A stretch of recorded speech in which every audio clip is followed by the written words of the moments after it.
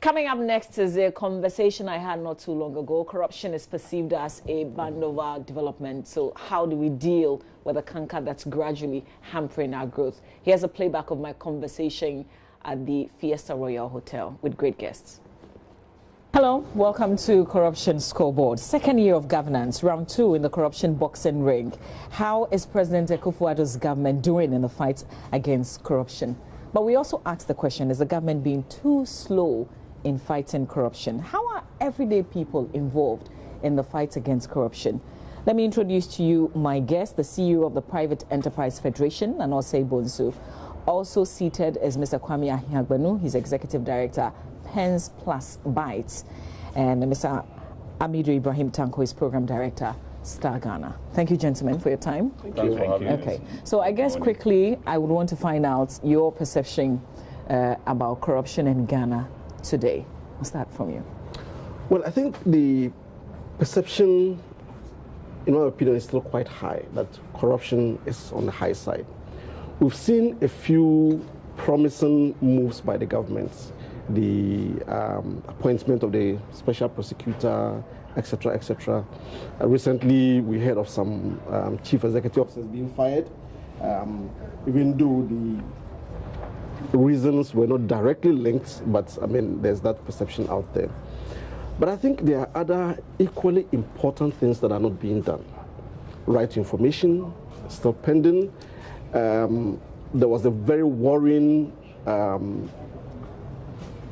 trend or activity, if I would say, where the president was defending, some people who had been accused, at his first press conference. And I thought that it didn't send the right signal, that if even he knew that those people weren't corrupt, let the relevant agencies pronounce so. But overall, I think Ghanaians too will focus a lot on grand corruption. And so if there are moves about firing politicians, firing chief executives, then we think that something is being done about corruption. But petty corruption that affects our everyday lives, that manifests in losses of lives, poor access to services, terrible education outcomes where we're last ranked in the world, those are caused by, in a way, petty corruption. But we don't focus on that. So long as we hear the president firing somebody today and firing somebody tomorrow, we think something is being done about corruption. So I think we equally need to focus on that. Petty corruption, how it is affecting us, whether anything is happening in those directions. So it's, for me, a mixed picture. Okay. And a lot more really needs to be done at all levels, from the presidency right down to us as citizens who encourage and pay those kind of bribes. Ms. Ahiagbanu, you carried out a research not too long ago. What were your findings? Basically, the finding supports the assertion by Mr. Tanko that corruption perception is still very high. And one thing we have to note is that for a lot of Ghanaians, they were waiting for things to happen with the appointment of the office of Martin Amidu, but that did not result in anything tangible immediately. Indeed, nothing has happened. Yes. So, but of course, getting the appointment announced and the office established is a good move. Yeah, but for a lot of Ghanaians also, they are expecting that leadership, which is government, should do things that will ensure that we reduce corruption. But the steady point to the fact that citizens have a role to play.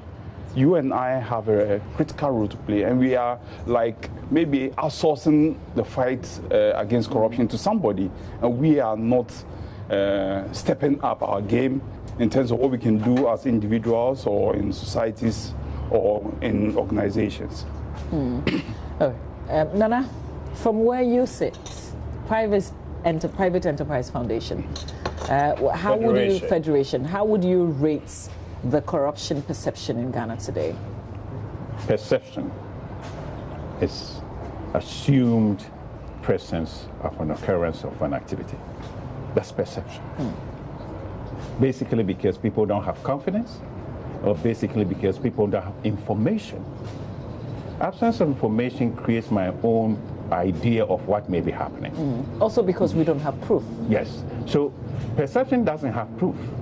It's my idea of what may be happening. So it's the best thing that the government can do, release information timely, so people can have access to that. to make, there's only one fact, but different perception and different opinions. So if governments were to release information at every time that is required, then people wouldn't have these innuendos and all these hearsay, that say, and all that. Where I said is that the passage of the act of the OSP, of the Special Prosecutor, is a big step. The appointment is another big step. And I always caution speed to be tampered with doing the best logistics in place so you don't falter along the way. We haven't seen the actions or the results of what the office can do. I would tamper that with people to enable the special prosecutor to, it just a few months ago that the assistant was appointed. The board is not even in place. And that's one of the things that the dangers of having a special prosecutor running on its own without a board, because the board has to be in place, and I think it's in the interest of government to appoint the board as fast as possible. So, as Mr. Tanko indicated, there are positive signs, but there are also things that we can do. Right to information, critical. You see, information allows all of us to share the same platform. But if information is held by others, and I'm scrambling to do, I have created my own information mix, and I can then base my position or arguments on the basis of false information, good or bad. So that information bit is critical, the right to information. The other point is people's access to the whistleblowers arrangement. Why are people not participating? One of the things that, we need as a citizenry, as a community of people, we have a responsibility to ourselves to protect the assets of the state. How are the Ghanaian citizenry performing? We sit on the fence, expect some few, the government and a few, civil society people to do that for us. We should be empowered and empower ourselves. The people that are running the government came from within us, from the community. We know who they are and what they had before they became politicians. The next morning, the guy is riding a Mercedes. He's building a home. What happens? The society should shun him as a thief. No, otherwise the society goes to him every morning. Good morning, sir, because they want some of the crumbs falling on the table to come to us. You bring your mommy's hospital bill. You bring your son's or daughter's school bill. Where do you expect the guy to get the money from? So you actually influencing him because, hey, I want to look good. He also want to look good. So you influencing him to go and steal from somebody to be able to do. And if he's going to be able to give it to you, he has to keep the lion's share for himself. And that's what that perpetrates the corruption and the perception of corruption because, you see the guy riding the Mercedes. It might be for his friend. It might be from a relative because, hey, he's brought some good things to the family, so probably together. But let's get the facts. The facts are one. The information is one. So it's critical that we as people hold the politicians accountable, hold the office holders accountable. And as Mr. Tanko indicated, we only look for the hurricane, the big game. There are a lot Don't they steal the most money? I beg to disagree. Collectively, when you aggregate the small pieces and together, they amount to a lot. They amount to a lot. But corruption is corruption, whether it's for 5 cents or for 50 cities. And so we should be looking at, because you're going to the office. The guy there is supposed to give you information. Oh, can you wait? You wait, he's going back and forth. Oh, okay, why don't you take this 2 CD and then see what you can do? Oh, yes, sir. And then next time, the information is available. He doesn't see that as a corruption. Let me give you one example. We did a corruption at Techiman, 350 people, anti-corruption workshop. And this man raises his hand. Okay, he's a driver. He parked his car at a location where he's not supposed to park because he was crossing the street to buy medication for his sick wife. He parked illegally. The policeman came. He was going to give him a ticket. The guy runs back. Oh, officer, tried to explain. The officer wouldn't listen. He gave him 10 CDs. The officer took it and let him go. Why do we think that is corruption? Why do we think that is illegal? Because he got his way. The policeman was also happy and nothing happened. That's the understanding of the public of corruption. But I like to talk about reality, and I think that the examples you gave, these are realities. If I refuse to do it, the next person will do it. Can I stand alone in the fight against corruption, Mr. Tanko? I think that is where, when we're talking about what needs to be done, we need to mobilize citizens. Because gone are the days of the Robin Hoods and the American action heroes. You know, one person has a gun and he goes around and does everything. We need to be able to mobilize citizens around a common agenda. Now, mobilizing citizens around a common agenda requires that we break down the conversations around corruption into issues framing that resonates with citizens. That my uncle in the village up north, who is a farmer, is not suddenly going to go onto the streets because we are talking about, say, for example, Woyomi or Bust or whatever. But he is willing to take a stand if that thing is reduced to his access to fertilizer for a very, very short rainy season, to the performance of his child in school. So we need to talk about, to mobilize citizens, first, the information needs to be made available, but to be made available in a way that makes sense. And then, of course, citizens can ask, but if there's no response, they get discouraged. So what are we doing about the institutional responsiveness side?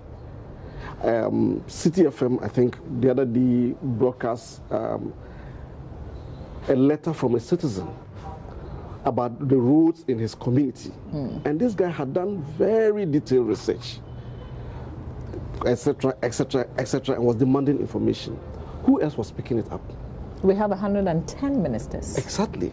You know, so we need to be able to mobilize citizens, but we also need to work on that responsiveness, that when it goes there, we find ways of ensuring that those queries are responded to, and that would then incentivize other citizens to step up and do I think I will ask you the same question. Yeah, in the research we did, just following up, one of the issues that we want to look at is school feeding program. And a lot of respondents were very passionate about that because it's something they can relate to, especially people who are in villages and all that. They want their wards to have the best of education, and having a hot meal at school is quite critical. But what do they see?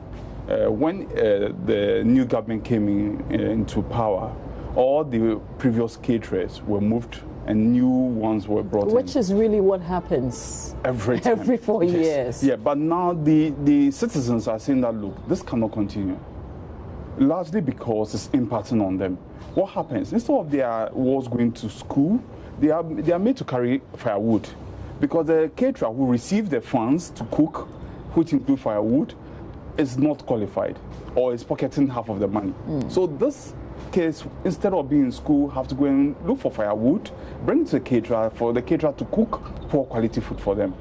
So just touching on practical examples, some of these things impact on people on day-to-day basis. You mentioned that, okay, if I don't act on it, somebody else would. But we have to understand that if we continue acting on it, at the end of the day, it's going to be expensive for everybody. And I think that's the message that we are pushing with our study. And the study was anchored, for example, manifesto promises. Remember, prior to the last election, there was a lot of promises going around.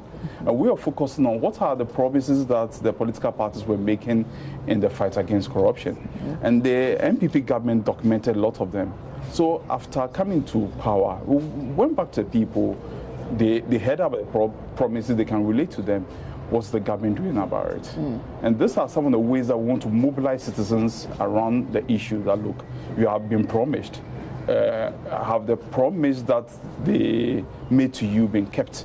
And we believe that through some of this mechanism we can mobilize, and mobilization is key. Making people aware that, look, the resources belong to them, and it does not matter if it's 1 CD or 100,000, it's our resources, and we have to make sure that we protect it and ensure that it can be used for our benefit. Nana, Private Enterprise Federation. Yes, ma'am. Sometimes I think we mourn for the private sector. Yes. Because usually they can't even speak. Nope. Who are you to? You'll be targeted. Thank you. Thank you. Because you see, the wrong perception, and I always go by this perception, that private sector is the supply side of corruption. The businessman has invested their livelihood. They're going to do business every which ways, at all costs. So when there's demand and what we call extortion on them before they can perform, they will do, because they cannot let their business suffer. But we have to find ways to protect the private sector against demands for services, against extortion, because they're not empowered on their own as to what do we do. And in our community where, the leaders and even the law enforcement is looking to get reward because they protected somebody, it makes private sector very, very vulnerable. So our point is that how do we educate our people to stand against demands?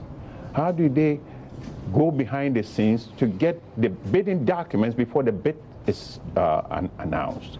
Because it works in their own behalf if they all discipline themselves as to toe the line, wait till our turn, get the documents right and all. But when they see, as you said, if this person is not going to do it, why should I be the Lone Ranger? But if you don't do it, who else do you expect to do it? So you have to set the example. And gradually, as a community, we learn by practice. We learn other people are doing it. So then it rubs on you that, oh, well, I don't want to do this, but I mean, everybody's going, why shouldn't I? But if we see that we are the exception, it makes it very difficult for us that, I can be singled out. Retribution for a businessman is one of the weapons that they are scared of, because my business is going to suffer. And we don't want to go to this meeting. Why? Because, they might take pictures. And they see me and say, oh, this is the guy who spoke. No, that's legit. Legit concern for businesses. So for the business, how do we create the ethics standards so that they say, okay, this is how we together, and it got to be a collective action. We together can now say, as a platform, none of us, if you break the ranks, we're going to sideline you and we're not going to participate, work with you. So there are ways and avenues that we can empower people. But as I said, the citizenry, as a community, we have to rise up and say, okay, yesterday we weren't participating. But today now, as he said, deprivation of services, health, education, and other things are not coming in a way that my son is going to school under the shades, under the trees. When it rains, he can go. And when, for whatever reason, other things. So and one of the things that the nation has failed is the cost-benefit analysis of corruption. We haven't done enough analysis to show that this is what led to A. We assume that the corruption was corruption, that the money went to somebody's pocket, but we're okay. We're not okay. Our roads are bad, our medical services, the educational services, all because if you look around, the communities, Accra, Kumasi, Takoradi, all these big sumptuous homes, they're owned by government because it's government money that was siphoned for people to build those. And I call them, and you see, somebody asked the other day, what's the meaning of corruption? I said, I don't know. Because we have given it this plausible, beautiful name. It's stealing, simple. Okay. So just to add that, it's important that we make the distinction between private sector and private and public sector corruption. Sure. But we have to agree that corruption is corruption. Corruption is stealing. Yes, Thank you. irrespective if it's private sector, But we need to know that there is a relationship. As I mentioned, private sector guys will pay maybe funds to public officials to make sure that they have their contracts. There is also private to private sector corruption, where businesses will pay money to businesses. And I think we have not looked at that aspect well, largely because we think that it's private, it's not our money. But it's quite important because we are all in this society. Today I'm working with a private entity. Tomorrow I become a minister. Now the private sector have trained me to steal. So what happened? When I get into office, I put up that behavior. So it's important that we look at corruption across and ensure that we give it the name, as you say, stealing. But more importantly, we have to understand that if we don't solve it across board, it's going to impact on us. I wonder, Mr. Tanko, who doesn't pay the 10%? It's become natural. Like if you want a contract, Yes. you have to pay something. Yeah. You know you have to sort somebody out. Yes, I was reading a very provocative article, and I think the author meant to be provocative, and said there's actually something called beneficial corruption. That the type of corruption that oils the wheels of business, you know, the economy. And so long as it makes things move and etc., that who are we to say? And that, for example, the so-called advanced countries, they started with the Rockefellers and the whatever nots, who started really doing the kinds of things that are listed. But we don't have that luxury that they had of, you know, gradually moving out of it. The cost of corruption to us is so serious that we can't begin to think about beneficial corruption. Corruption, as they say, is stealing. It manifests itself daily. That an ambulance, you know, I watched, I think it was on one of the multimedia platforms, where a patient was brought from Karachi in an ambulance. They got to Kolebu, and because somebody was not paying something, even to get the patient on a stretcher out of the ambulance, that is the effect of corruption. That a child goes to school day in, day out, teachers are not there, teachers have been posted to that district, to that school. Nobody does anything. The children fail. They end up on the streets, and daily we see the police that there's a swoop. And you go and swoop these children, but we don't trace it back to the So it is something that poses almost, for me, an existential threat to us as a nation, and we need to fight it. You know. So on the 10% is an interesting one. Elsewhere, you can institutionalize it. So you want your passports early, so you pay premium and get the service. So that can be done. But on the other hand also, what happens is that we end up paying the 10%. If the contract is 100,000, you make sure that it's inflated by the cost of the 10%. So it means that the cost of the project is going to be high. So the solution is to make sure, as Nana said, about visibility. Now, if contracts are being offered, it's all open, we can all bid, the information is made available. There's no need for me to come and pay 10% to you, because I've gone through the due process. However, the situation where the information is not available, it's restrictive tendering, or it's done as an sole sourcing, what happens? That 10% opportunity is created. And I also want to agree with Mr. Tanko that it's a marketplace. Unfortunately, corruption is now embedded in our system of thought, living and the way we do business, which means that there's supply and demand. And if we are going to look at corruption when we come to the solution, we have to look at how do we ensure that these market forces, which are supply and demand, are worked on in a manner that can reduce corruption by tackling it from its core, which is that it's not integrated into our system of life. Let me chip in here with what Tanko said, beneficiary corruption. What is it supposed to do? Facilitate speed of action. In certain jurisdictions, you know what they call it? Facilitation fees. Now, if you allow facilitation fees, as is done in certain jurisdictions in the EU and others, and you don't constitute or classify that as corruption, that is bad. Because in facilitation fee is to speed up maybe some kind of viability studies and quick wins. But for a contract of 2 billion, what percentage of facilitation fees? 10% is 200 million. 1% is 20 million. In my jurisdiction, 20 million is huge sums of money people don't talk about, only governments talk about. So once we allow in saying corruption and fancy names and facilitation fees, let's call a spade a spade. Somebody is taking undue advantage of his position or his or her position to enrich themselves unduly. And that is taking assets that don't belong to them. We have to find a way, let them feel guilty about it, let the community point at them that you are an ostrich and shouldn't be part of the society. But we don't. They become the pillars of the community. Church services, they sit out near the pulpit. Harvest, they're the chair. Here's a guy who couldn't even come near the church. All of a sudden, he's a politician. He's been appointed to a certain position. He has wealth that he unlawfully acquired, and he becomes a pillar. What example are we setting? So the young guy sitting there says, okay, now that's the way I'm going to go. I did a workshop in Cape Coast, invited some Cape Coast University students. And they came, and we're talking about merits of, education and how it can lead you to professional and career development. One guy got up, he says, sir, ain't going to work. I said, what?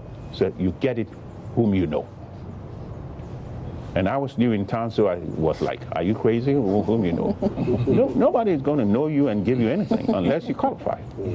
But at the end of the day, I came to realize that it's whom you know. Because if your parents can lead you to the minister, let me go a step back. Somebody come from the United States. They want to see the minister. Believe me, within the next 12 hours, they will see the minister. We sit here, business associations. You want to see the minister. Appointments are delayed, postponed, and sometimes canceled. Why do we allow that? Because the expectation of some unsavory symbiotic relationship can be created under the table. And that is what the perception is feeding. But let's come to grips of it that, okay, going forward, as the presidency and the government is making us believe that the future is going to be better, the current situation is just a transition to better conditions that we're going to fight corruption. Governments alone cannot fight corruption, period. They have to realize that, and they have to bring the partnership, civil society, the community at large. That is how we're going to end up. Okay, so when we come back, we will talk about whether or not we've seen signs of an improvement, what any other person out there can do, and how not to give up, even when you're standing alone, which can be very tough.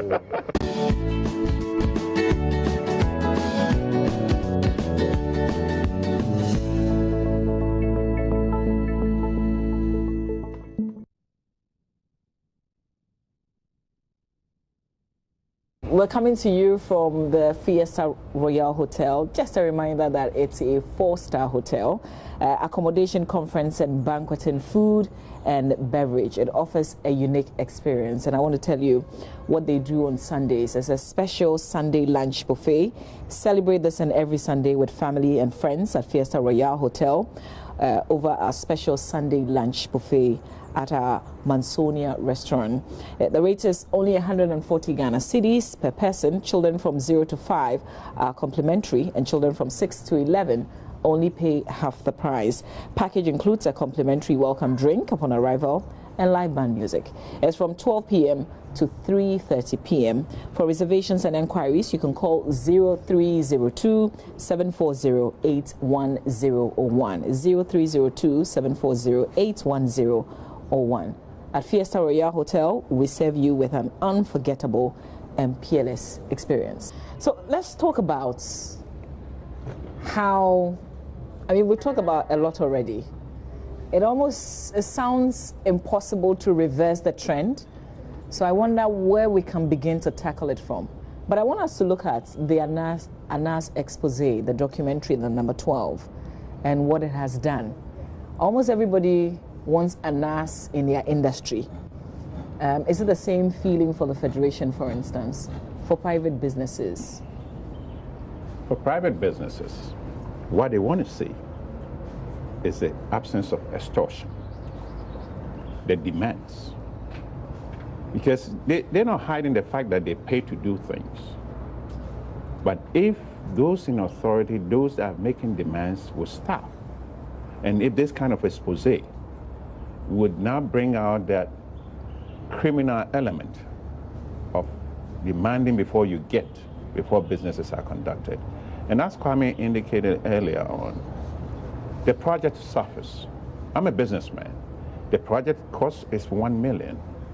You take 200,000. Yes, I'll do. I'll pay. I also have to have a profit margin.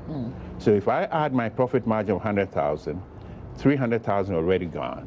The project had to be done instead of with 1 million. I do it with 700,000. So the project is going to suffer. The community doesn't get the benefit of what the intent was. So everybody's looking for ways to stop this cyclical wicked cycle. Because if we do, then the good business people will be able to perform at the maximum of optimized levels that will allow the community to benefit from their expertise. But if it doesn't, we all become mediocre because I'm using small amounts for a big project that's supposed to be done.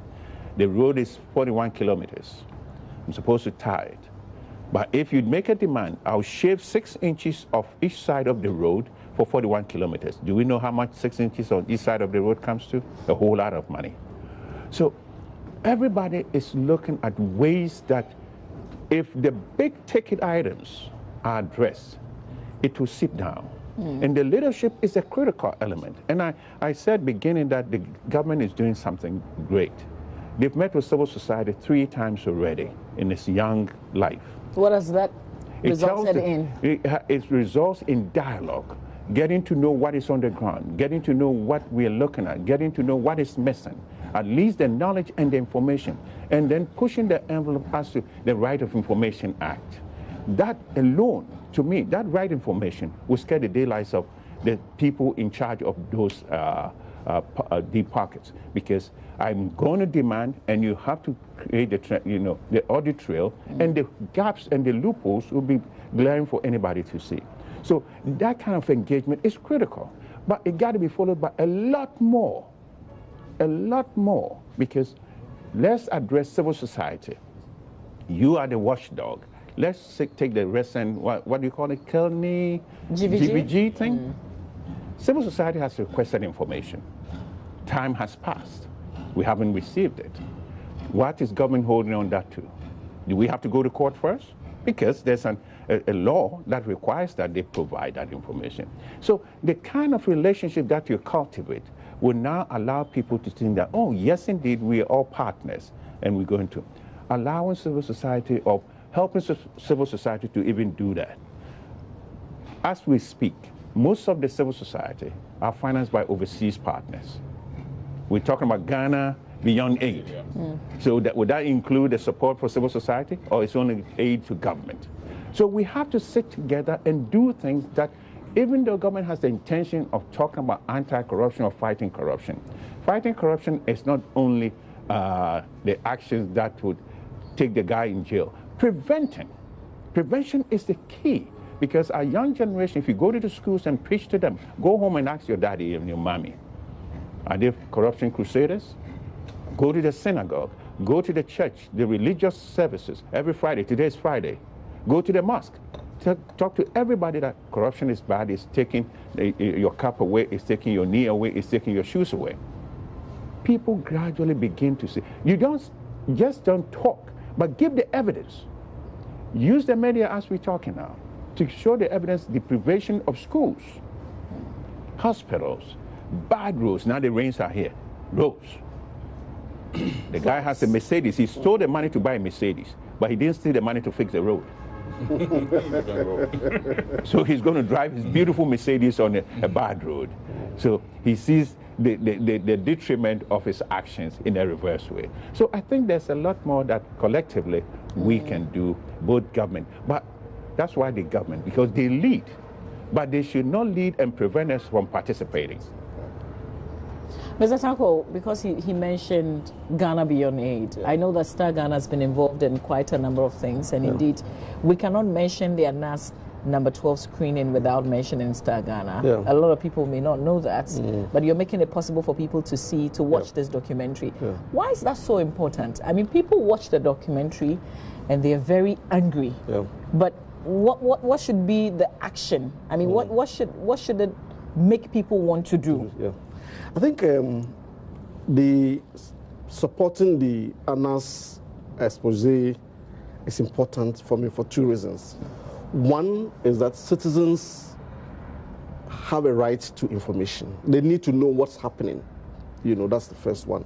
The second is that until people get angry enough, until they get fed up enough, with the situations in which they find themselves, nothing happens. So this is supposed to be part of that whole process of saying that enough is enough. But, you know, you asked a question about whether the private sector will need ANAS, etc. ANAS is not a solution to corruption. Not at all. And I think if we got the unfortunate impression that we can only fight corruption through ANAS type investigations, then we're making a mistake. It is one of the ways, but it needs to be complemented by actions by other actors. In, I think, 2014, Star Ghana supported ANAS to do something on the DVLA, the driver licensing, etc. Very horrible things came up.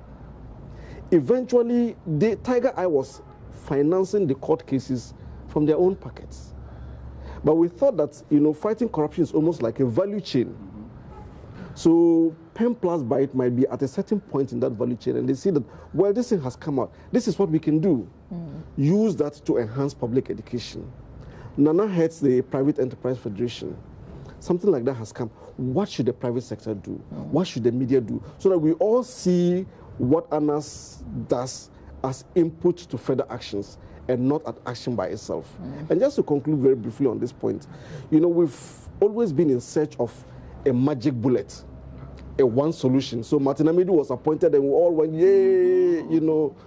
But he needs, for the Office of Special Prosecutor to work, we need a judiciary that will not drag a case for 2-3 years. We need prosecutors, police prosecutors, etc., that would be on the ball. We need citizens that are willing to provide information. Martin Amidu by himself is nothing, so to speak, in that sense. It makes a very important contribution, but we need the joined up actions. We need actions by other actors, and that's where we should situate the work by ANAS. Well, I'm not sure, as part of your research, ANAS came up. Did ANAS come up? No, ANAS did not come up. So I'll describe ANAS as one-time activities, which is very important. It's critical. It's rally people around and all that. But as the report pointed out, the Metigu report pointed out, fighting corruption is not one-time activity. It's a long-drawn, difficult process. And half of the time we lose sight of that fact, and we're looking for quick wins and quick fixes. And that is not good enough. So we need to look at 3 levels: policy, laws, and regulations. There are issues to be dealt with at that level. The institutions are quite critical. But for us, citizens' mobilization and participation, and that is missing in all this puzzle, because citizens have a key role to play. Take, for example, the government is quite critical. They are providing leadership. But if they promise to do Y and Z, however, as citizens, we are just looking on, and there's no performance, what will happen? They will not be bothered. Yeah, the president will be committed to fight against corruption. However, citizens don't remind him that, look, this is what you promised. Of course, he's a busy man. He has a lot of things on his plate, and this may fall through the cracks. And then I mentioned that we pay periodic visits to the president. And I think one of the value we bring to the table is that we provide him that independent voice. Are you okay? Over and above whatever institutional arrangement that you have that provide information. And I think the key message is that this is a process, and we need various actors to be involved. And citizens are key to it, because they will suffer from the consequences of corruption, and they can benefit the most if you fight against it. We've seen some persons being prosecuted, but often it's when a new government comes, we see prosecution of old. Yes. How do we change that? I mean, is it to say that when you're in government, there's no corruption happening? I think the detection comes after the fact. And in the course of the tenure of the whoever at the time, they possibly don't look within. They look out over their shoulders. Who had done what? Because the evidence normally is there. On the ongoing, they have not accumulated enough. But if you're a watchdog and you're looking at audit trail, accountability, it wouldn't take anything to track what is ongoing as of today to be able to prosecute. I take comfort in those people who were fired maybe because they couldn't perform or for whatever reason. People should know that they will be held accountable for the position that they are, being in charge of. And accountable includes responsibility for the resources that are allocated to them. We have Parliament, where we have the public accounting reports being aired with a lot of fanfare. What happens after the fact? Even the agencies that are being accused don't get copies of that report. How do we expect them to make changes, to institute measures that will stop it from ongoing? So we have to have a concurrent action ongoing to stop this perpetration of corruption. But you see, as you said, am I going to bring Kwame in as my lieutenant and then turn around to prosecute him? I had to give him a terms of reference and say, Kwame, you and I know what we're going to do. If you deviate, regardless of our relationship, but we tend to honor relationship more than honor the responsibility. And if Kwame is doing something, and I want to say the next thing Kwame is going to the religious leaders and the chiefs and say, no, this is in our culture, Obano Naswa Epepa Country. Get the hell out of, get this out of the system. Because it's wrong. Penalize him, punish him. So his brother, his nephew, his uncle, his relatives, and all the community will know that you had an honor and you abused it, and you're being punished for that abusing of that honor. Just on that issue, I think it's important. That's why I'm talking about one-time activity. A big case, it goes to court, the guy has stolen maybe ground corruption, a lot of money. But what we are looking for, and I think the report points out to that, is that, look, the guys at the district level, are you okay? The guys collecting money, the police guy who have been collecting money for us from all this, we need to see that they also go to court. And usually they are left out of the picture. Or we're looking at the political appointees that have stolen money and all that. But if you go into the ministries and the agencies, the administrators who are also part and parcel of this corruption. And I believe that the fight have to be anchored on not only the government appointees, but anybody in the system who is involved in corruption, we have to punish them. So if at the district level, there's a district or magistrate court there, they are handling small cases in that direction, that will help. So yes, the big cases are important, the resources that they take are huge, but I believe that we have to look at the micro level, and that's where citizens can relate. Because in my village, if I saw that this guy took the money meant for school feeding and pocketed it, and we took him to court and he ended up in jail, that's one of the best examples that we can give in the fight against corruption, and we don't see a lot of those ones. I think I'll beg to differ on that, because if you go to Shraj and you tell Shraj that you had not prosecuted any corruption cases, they'll give you about 2,000, 3,000 cases they prosecuted. And people are in jail. And people are in jail. But those are all the minors that you're talking about. But the minors don't spread out. And people don't get to know about the minor issues. People get to know the big ones. Because the big ones, as you said, carry a lot more impact. And so people learn from that. So if you're in a position where you have access to 10 million and you take 6 million, what is going to happen? What is happening is the danger that we don't even look at. The guy has 6 million at his disposal. There are investigations that are going on. He can influence that, and they do influence that. So at the end of the day, how come this guy was not prosecuted? Because he was able to skew the system in a way that favored him, and he stays out of jail. These are the kind of loopholes that we have to plug, loopholes that we have to stop, because the investigators have to be investigated as well. But who watches the watchman? That's somebody will say. And I think the importance of strong institutions cannot be discounted in this situation. I remember the issue around one of Donald Trump's secretaries, I think the Secretary of the Interior, etc., who has been, reported, I think, to Congress, to the FBI, for the way he's used, government resources for private, in the official plane and etc. And this is an institution independent of the presidency that could say this is this, But for us, because of the power of the presidency, you do it, you are asked to proceed on leave. We have institutions that we set up to tick a box, but in terms of how these institutions are resourced, no. you know. So I think the importance of strong institutions better can give citizens confidence that when we report this, action will be taken irrespective of your political color. It will be quite important. Thank you, gentlemen.